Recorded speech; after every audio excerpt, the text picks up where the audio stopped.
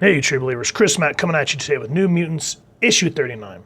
And this book was excellent. Though I'm going to say that I enjoy it, but it pisses me off at the same time. Not the book in and of itself, but because of what comics do. And we'll talk about that here in a minute. The cover by Art Adams is flipping amazing. I love how the White Queen's standing there very ominous with her face shadowed and just using the New Mutants as puppets. And then, of course, the whole Hellions right across the New Mutants. At this point, and they explain it through the dialogue.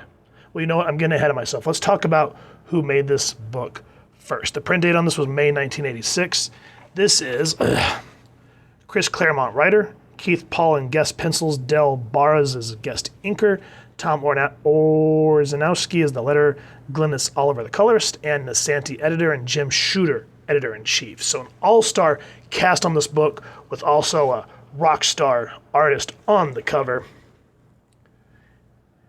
Professor Xavier has gone, people are kind of assuming him dead, sick, and I think this is at the point where he had the brood egg or something like that, and now he's in the Shi'ar Empire being healed and being with Ileandra. So I think that's right. If I'm wrong, feel free to make fun of me down in the comments. But what I liked about this era of New Mutants is the fact that Magneto is now their teacher. And, you know, with everything that had gone on with him, it caused a lot of rift, but he eventually became, a worthy ally. Now, real quick, before we even get into this book, just to add a little anecdote, I was, about 4 or 5 years ago, I finally got to meet Chris Claremont. And there wasn't a big line, so I didn't really get to talk with him directly, but as I was standing in line, I was listening to the questions that people were asking. And he did say, and I think he also said this in a documentary, that he was planning on eventually killing Xavier and have Magneto take over the team by issue 300. But of course, the powers that be are like, no, we can't do anything like that. We gotta be safe and reset everything. Hence why everything kind of, the shift changed in 91 with X-Men #1 where Magneto's a bad guy again. Don't get me wrong, great book, but commit to the bit. Stop being chicken shits. Anyway, now, as I was talking about at the beginning, what pisses me off? New Mutants are now part of the Hellions. Magneto has said that with Charles gone and with the team suffering from the fallout of Secret War, that he thinks they would do better with Emma Frost. So they've gone to the Massachusetts Academy, which is, of course, at this point, the school for the Hellions. This is where it pisses me off. In order to fully understand, you have to go read Secret Wars.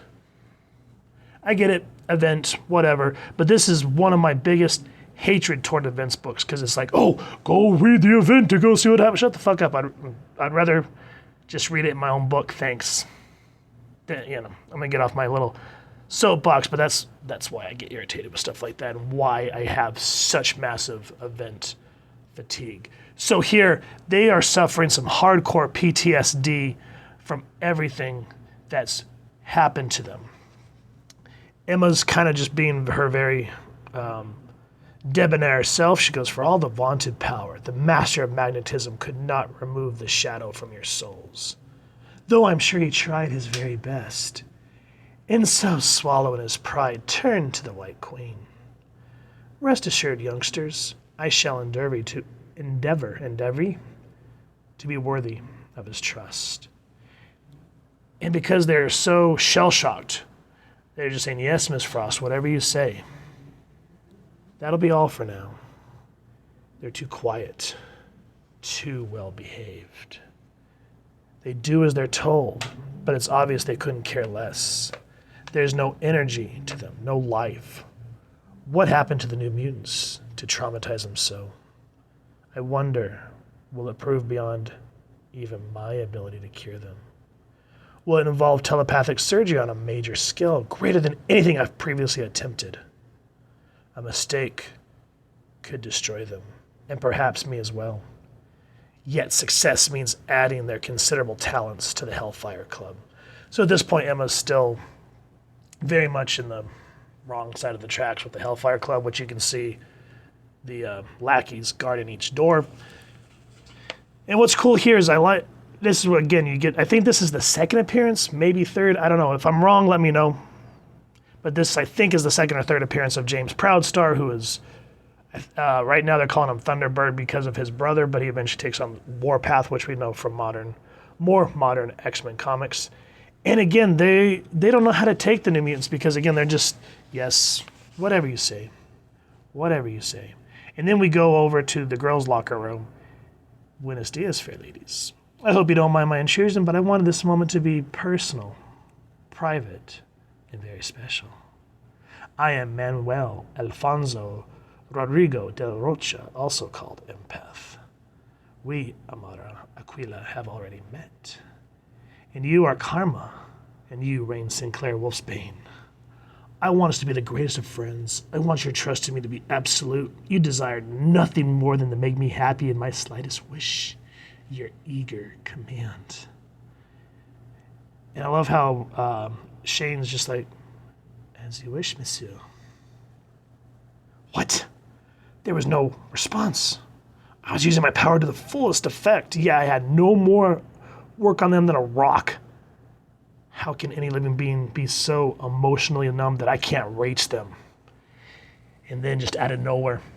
And this is why I hate empathy. You're supposed to hate him. He's such a prick. And it shines in, what was Zeb Wells' book? No, it wasn't called Hellions. What the hell was it? It's one of the Krakoan books. Not Marauders, not Hellions.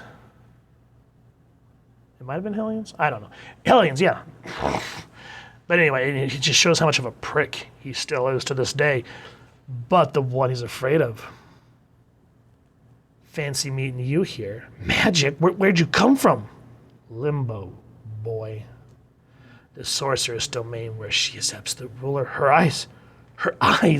And I love that magic's the only one that really does, terrifies him. And she's, again, the only one at this point that doesn't seem to be affected by the what happened with Secret Wars. So here we see the New Mutants now officially as part of the Hellions. We go back to the Westchester, which is Xavier's school.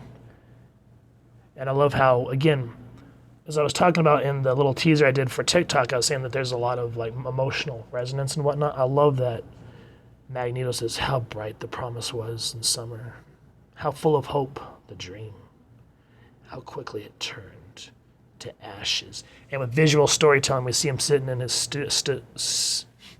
So at my house, I have a study and a studio. And so I'll say that I want to go to the study, and so it just kind of comes out as more like that Phil Collins studio, because so whenever I say it, it just gets mixed up. Feel free to make fun of me. Anyway, with the visual storytelling, he's in his studio.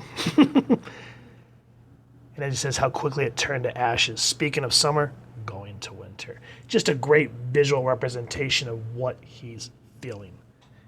Danny Moonstar, she did not join the Hellions. She knew something was wrong. And so what she's doing is she's taken her power, which she's able to reach into someone's mind and make their worst nightmare a reality. But what she does is she takes her memories and plays them out here in the danger room. And she goes, what I just saw, this was not the way it really was. Just the way I wish it was. If we'd never met the Beyonder. And again, gotta go read Secret Wars to find out what happened rather than just reading the book. And that's why I get so pissed off at event books. You wanna know what happens? You can't read it in your favorite book. No. We want money, so you got to go spend more money on another book. Moving on. The artwork, again, you can see the somberness in Danny's face, the heartbreak. And I love how she just tears into Magneto. She goes, I'm leaving. And, Magneto's like, I did what I thought was best. And look at how haggard he is. He goes, you quit when we needed you the most. The others might have too, if only you tried a little harder, because she was able to get out of this mental funk. That may well be so. That is my weakness, my shame, my failure. And so Danny leaves the team. And here, forgive me, Danielle, my weakness, my shame. And then looking at his best friend and mentor, my failure. Whew. That is some hard, dramatic shit right there, my friends. Now, Tom and Sharon, remind me, are those the two that were affected by the demon bear way back in issue 18? I cannot remember. But something's happened to them, and they're talking about how their emotions have gotten the better of them. Which, as I was talking about, this book becomes, I'm trying to think of the word, sorry. A mystery, thank you. But Magneto finds out what's happening and why everybody is kind of not themselves. So gang, New Mutants 39 has a lot to offer in one issue, other than the fact from having to go read Secret Wars, another event book, to get tied into what's happening in this book. Moving that aside and just focusing on this as a single issue, great storytelling, both through dialogue, or narrative, should I say, and visual storytelling. If you guys have enjoyed what you've seen, please first and foremost support your local comic shop or wherever it is you like to pick up your books. And if you've enjoyed this review, we really would appreciate if you take a moment to like, share, and subscribe. Helps the club channel more than you could possibly know. And if you don't mind hitting that fancy little hellion bell next to subscribe, that way as we continue to upload content, you guys get notified. Come to the channel, and we love talking with you all and hearing your thoughts and feedback down in the comments below or our social media pages, which I will make sure to leave the links down in the description. So with all that said, I hope you all continue to have an excellent day reading, and happy hunting, true believers.